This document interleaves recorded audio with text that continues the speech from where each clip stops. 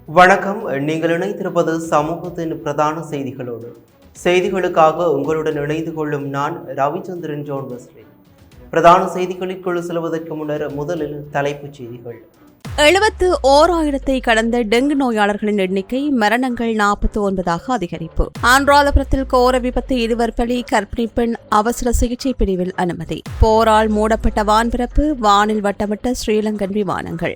ஜூலை மாதத்திற்கான அஸ்வசம கொடுப்பனவு இன்று வாய்ப்பு. தேர்தலில் போட்டியிடும் அரச ஊழியர்களுக்கு சம்பளமற்ற விடுமுறை, வெளியான அறிவிப்பு. காக்கைதீவு கழிவு முகாமைத்துவ சிக்கல், யாழ் மாநகர சபை முன் மக்கள் போராட்டம். முல்லைத்தீவில் புலிகளின் புதையல் இருப்பதாக தெரிவித்து அகழ்வு பணி, ஊடகங்களுக்கு அனுமதி மறுப்பு. வவுனியா மாநகர முதல்வரை பதவி நீக்கும் வர்த்தமானிக்கு இடைக்கால தடை நீடிப்பு. மத்திய மாகாண ஆளுநர் ராஜினாமா, ஜனாதிபதியிடம் கடிதம் கையளிப்பு. மாணவர்களுக்கும் தலைக்கவசம் அவசியம், பெற்றோர்களுக்கு ஒரு வார கால அவகாசம். மண்ணெண்ணெயில் இயங்கிய டிப்பர் வாகனங்கள் சிக்கின, 2 சாரதிகள் கைது. அவை எமது தலைப்புச் செய்திகள். இனி தொடர்பென விரிவான செய்திகள். இந்த ஆண்டின் இதுவரையான காலப்பகுதியில் பதிவாகியுள்ள டெங்கு நோயாளர்களின் எண்ணிக்கை 71,000 கடந்துள்ளதாக தேசிய டெங்கு ஒழிப்பு பிரிவு தெரிவித்துள்ளது.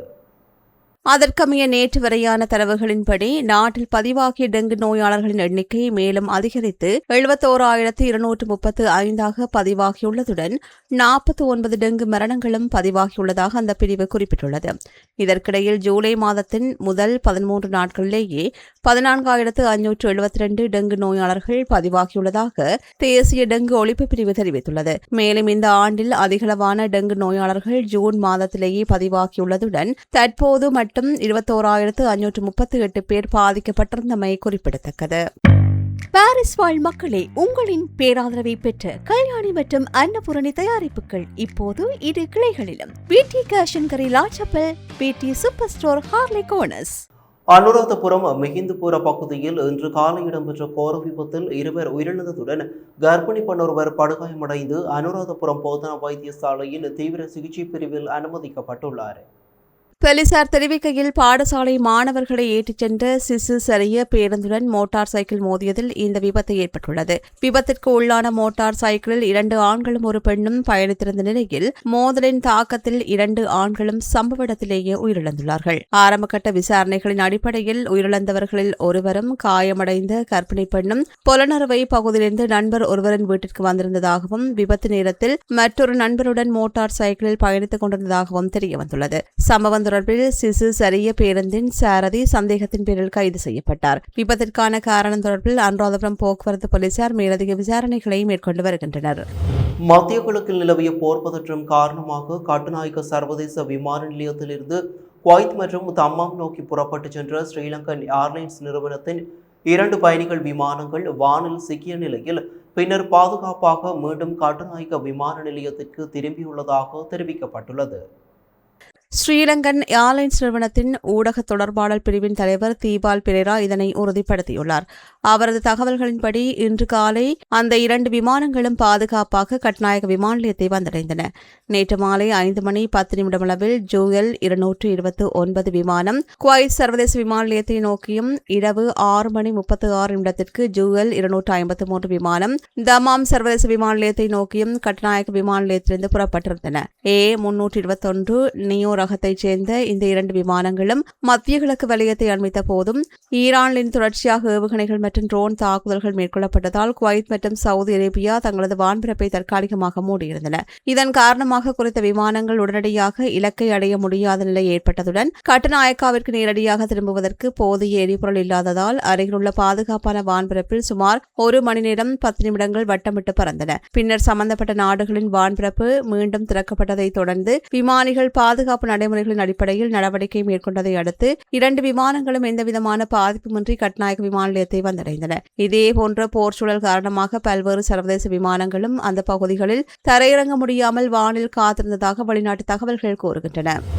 அஸ்வசும நலன்புரி நன்மைகள் திட்டத்தின் கீழ் 2026 ஆண்டு ஜூலை மாதத்திற்கான கொடுப்பனவுகள் இன்று பயனாளிகளின் வங்கிக் கணக்குகளில் வைப்பிலிடப்படும் என நலன்புரி நன்மைகள் சபை அறிவித்துள்ளது. இதன் முதலாம் கட்டத்தின் கீழ் 10,12,812 பயனாளிகளின் குடும்பங்களுக்காக 9,357,346,250 ரூபாய் நிதி இன்று வங்கிக் கணக்குகளில் வைப்பிலிடப்பட உள்ளது. அதேபோல் இரண்டாம் கட்டத்தின் கீழ் 2,11,647 பயனாளிகளின் குடும்பங்களுக்காக 2,468,250,000 ரூபாய் நிதி இன்றைய தினம் அவற்றுக்குரிய ஆஸ்வஸ்ம வங்கிக் கணக்குகளில் வைப்பிலிடப்படும் என்று அந்த சபை தெரிவித்துள்ளது.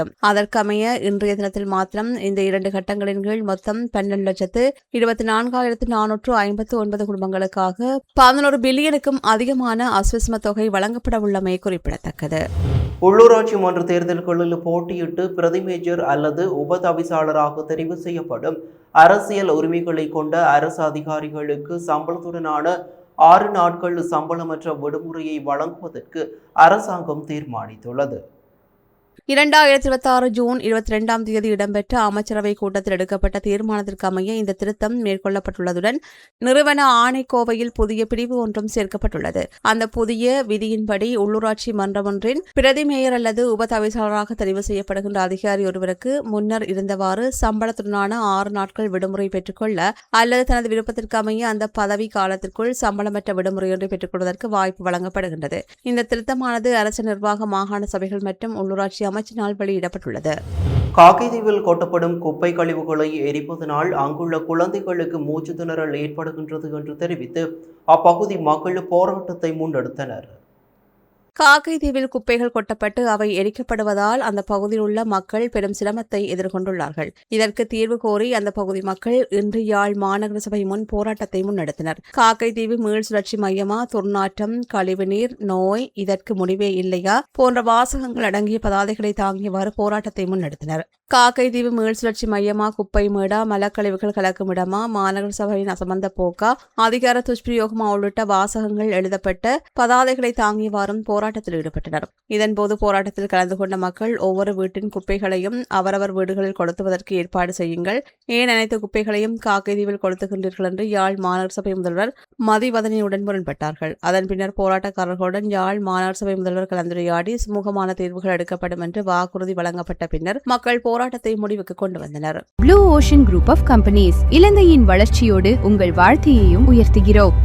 முல்லைத்தீவு பொதுக்குடியிருப்பு போலீஸ் பிரிவிற்குட்பட்ட தேவைபுரம் பகுதி கணேஷ் திட்டத்தில் உள்ள தனியார் காணியில் விடுதலை புலிகளின் புதையல் இருப்பதாக தெரிவித்து அகழ்வு பணி நேற்றைய தினம் ஆரம்பிக்கப்பட்டு இடம்பெற்றிருந்தது. பாரதி பிரதான வீதி தேவிபுரம் பகுதி கணேஷ் திட்டத்தில் உள்ள தனியார் காணியில் விடுதலை புலிகள் ஆயுதங்கள் இருப்பதாக கூறி கொழும்பிலிருந்து வருகை தந்த குற்றப்புலனாய்வு பிரிவினர் நீதிமன்றத்தின் அனுமதியை பெற்று நேற்றைய தினம் ஜேசிபி இயந்திரத்தின் மூலம் அகழ்வு பணியை ஆரம்பித்திருந்தனர். இருப்பினும் செய்தி சேகரித்தலுக்கான அனுமதி மறுக்கப்பட்டிருந்தது. ஊடகவியலாளருக்கு அப்பகுதி மக்களால் வழங்கப்பட்ட தகவலை அடுத்து குறித்த அகழ்வு பணியின் உண்மைத்தன்மையை வெளிக்கொண்டு வரும் நோக்கில் அப்பகுதியில் செய்தி சேகரிக்க சென்றபோது குறித்த அகழ்வு இடம்பெறும் பகுதிக்குள் செல்வதற்கும் வீடியோ மற்றும் புகைப்படங்கள் பதிவு செய்வதற்கும் ஊடகங்களுக்கு அனுமதி மறுக்கப்பட்டிருந்தது. நேற்றைய தினம் இடம்பெற்ற அகழ்வின் போது எதுவும் கிடைக்காத நிலையில் முதலாம் நாள் அகழ்வு பணி நிறைவு பெற்றிருந்தது. 2ஆம் நாள் அகழ்வு பணி இன்றைய தினம் இடம்பெறவுள்ளது. இருப்பினும் இதுவரை இடம்பெற்ற அகழ்வு பணிகளில் எவ்வித ஆயுதங்களோ தங்கங்களோ மீட்கப்படவில்லை என்பது குறிப்பிடத்தக்கது. வவுனியா மாநகர சபை முதல்வரை பதவியிலிருந்து நீக்கி ஆளுநரால் வெளியிடப்பட்ட வர்த்தமானி அறிவித்தலுக்கு விதிக்கப்பட்டிருந்த இடைக்கால தடை உத்தரவை எதிர்வரும் ஆகஸ்ட் மாதம் 7ஆம் தேதி வரை நீடித்து வவுனியா மேல் நீதிமன்றம் இன்று உத்தரவிட்டுள்ளது. வவுனியா மாநகர சபை முதல்வரின் பதவிகளை நீக்கி மாகாண ஆளுநரால் வெளியிடப்பட்ட வர்த்தமானி அறிவித்தலுக்கு எதிராக தாக்கல் செய்யப்பட்ட எழுத்தாணை மெனு வவுனியா மேல் நீதிமன்றில் இன்று விசாரணைக்கு எடுத்துக் கொள்ளப்பட்டது. இதன்போது வழக்கின் பிரதிவாதிகளான மாகாண ஆளுநர் மற்றும் உள்ளூராட்சி ஆணையாளர் ஆகியோர் சார்பில் நீதிமன்றில் முன்னிலையான அரசு சட்டத்தரணி தமது சமர்ப்பணங்களை முன்வைத்தார். பிரதிவாதிகளின் ஆட்சேபனை பதில்களை நீதிமன்றக்கு தெரிவிப்பதற்கு மேலதிக கால அவகாசம் வழங்க வேண்டும் என அவர் கோரினார். இதற்கு மனுதாரர் தரப்பு எவ்வித ஆட்சேபனை தெரிவிக்கவில்லை. அத்துடன் கடந்த 3ஆம் தேதி மனுதாரருக்கு சாதகமாக நீதிமன்றத்தால் வழங்கப்பட்ட இடைக்கால தடை உத்தரவை தாம் கடுமையாக எதிர்க்கப் போவதாகவும் அரசு சட்டவாதி இதன்போது சுட்டிக்காட்டினார். இதனை பரிசீலித்த நீதிமன்றம் பிரதிவாதிகளான ஆளுநர் மற்றும் உள்ளூராட்சி ஆணையாளர் ஆகியோரது ஆட்சேபனை பதில்களை இம்மாதம் 28ஆம் தேதிக்கு முன்னர் நீதிமன்றில் சமர்ப்பிக்க வேண்டும் என உத்தரவிட்டது. அத்துடன் மாநகர முதல்வரை பதவியிலிருந்து நீக்கிய ஆளுநரின் வர்த்தமானி அறிவித்தலுக்கு எதிராக கடந்த 3ஆம் தேதி விதிக்கப்பட்டிருந்த இடைக்கால தடை உத்தரவை எதிர்வரும் ஆகஸ்ட் மாதம் 7ஆம் தேதி வரை நீடித்து நீதிமன்றினால் உத்தரவிடப்பட்டது. மனுதாரர் சார்பில் ஜனாதிபதி சட்டத்தரணி எம். ஏ. சுமந்திரன் இன்று நீதிமன்றில் ஆஜராகியிருந்தமை குறிப்பிடத்தக்கது. பணமோசடி சம்பவம் ஒன்று தொடர்பில் முன்னாள் அமைச்சர் SP திசாநாயக்கவின் சகோதரரான முன்னாள் மாகாண சபை உறுப்பினர் ஜெயலத் பண்டார திசாநாயக்க கைது செய்யப்பட்டுள்ளார். மதுவரி அனுமதி பத்திரம் பெற்றுத் தருவதாக கூறி வீரகட்டிய பிரதேசத்தைச் சேர்ந்த நபர் ஒருவரிடமிருந்து 2,75,00,000 ரூபாய் பணத்தை மோசடி செய்தமை தொடர்பில் மத்திய குற்றப்புலனாய்வு பணியகத்திற்கு கிடைத்த முறைப்பாட்டிற்கமைய அதன் நிதி மற்றும் வர்த்தக குற்றப்புலனாய்வு பிரிவினர் விசாரணைகளை ஆரம்பித்திருந்தனர். அதற்கமைய விசாரணைகளை மேற்கொண்ட அதிகாரிகள் நேற்றைய தினம் காலை கங்குரன் கேத்த பகுதியில் வைத்து ஜெயலத் பண்டார திசாநாயக்கவை கைது செய்துள்ளனர். 58 வயதுடைய சந்தேக நபரான அவரை இன்றைய தினம் நுகேகுட நீதவான் நீதிமன்றத்தில் ஆஜர்படுத்த நடவடிக்கை எடுக்கப்பட்டுள்ளதுடன் மத்திய குற்றப்புலனாய்வு பணியகத்தினர் இது தொடர்பான மேலதிக விசாரணைகளை மேற்கொண்டு வருகின்றனர். மத்திய மாகாண ஆளுநர் பேராசிரியர் சரத் அபேகான் தனது பதவியில் இருந்து விலகுவதற்கான ராஜினாமா கடிதத்தை ஜனாதிபதி அனுரகுமார திசாநாயக்கவிடம் சமர்ப்பித்துள்ளார். சில நாட்களுக்கு முன்னர் ஜனாதிபதிக்கு அனுப்பப்பட்ட இந்த ராஜினாமா கடிதத்திற்கு இதுவரை எவ்வித பதிலும் கிடைக்கவில்லை என்றும் இந்த ராஜினாமாவை ஜனாதிபதி ஏற்றுக்கொண்டாரா இல்லையா என்பது குறித்து இதுவரை எவ்வித அறிவிப்பும் விடுக்கப்படவில்லை என்றும் பேராசிரியர் சரத் அபேகோன் தெரிவித்துள்ளார். அத்துடன் தான் பதவியிலிருந்து விலகுவதற்கு எடுத்த முடிவு முற்றிலும் தனிப்பட்ட காரணம் என்றும் அவர் மேலும் குறிப்பிட்டுள்ளார். பேராசிரியர் சரத் அபேகோன் பேராதனை பல்கலைக்கழகத்தின் துணைவேந்தராகவும் சில காலம் பணியாற்றியுள்ளார் என்பது குறிப்பிடத்தக்கது. இதேவேளை மத்திய மாகாண ஆளுநரின் செயலாளர் பதவியும் தற்போது வெற்றிடமாக காணப்படுகின்றது. அந்த பதவியின் தற்காலிக பணிகளை மேற்கொள்வதற்காக மத்திய மாகாண அரசு சேவை ஆணைக்குழுவின் செயலாளர் இஷான் விஜயதிலக நியமிக்கப்பட்டுள்ளார். ராயல்டி என்ஜினியரிங் வழங்கும் நவீன அடுக்குமாடி குடியிருப்புகள் இப்போது விற்பனைக்கு. Colombo 6 Wellawatte bus lane hall ரோட்டுக்கு மிக அருகாமையில்.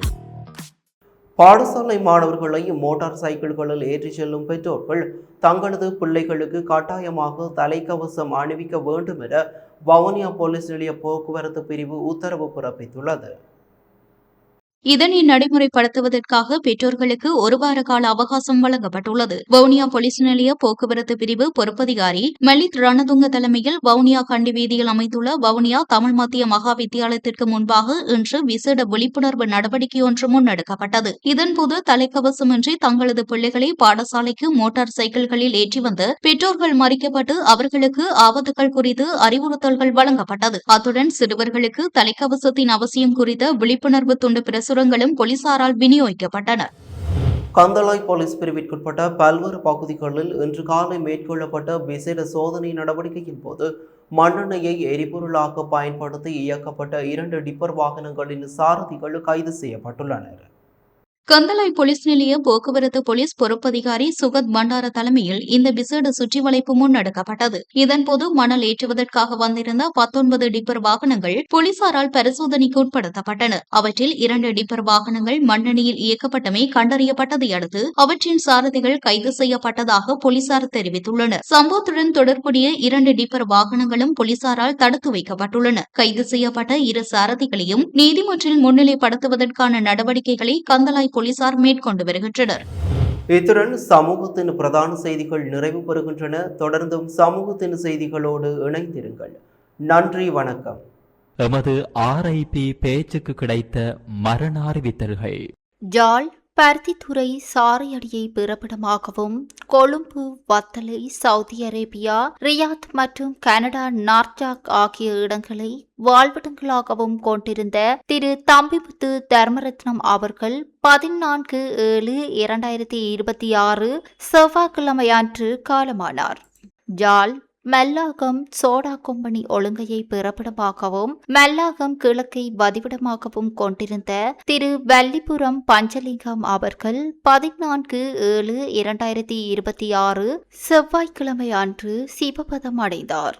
ஜாழ் நெல்லியடி வடக்கு சீனாபுலம் கரவட்டியை பிறப்பிடமாகவும் வசந்தம் பொலிகண்டி கிழக்கு பொலிகண்டியை வதிவிடமாகவும் கொண்டிருந்த திரு கிருஷ்ணர் குலேந்திரராசா அவர்கள் 13/7/2026 திங்கட்கிழமை அன்று இறைப்பதம் அடைந்தார். திருகோணமலை சிவன் கோவிலடி சமாது ஒழுங்கையை பிறப்பிடமாகவும் வதிவிடமாகவும் கொண்டிருந்த செல்வி சுப்பிரமணியம் வசந்தாதேவி அவர்கள் 14/7/2026 செவ்வாய்க்கிழமை அன்று காலமானார்.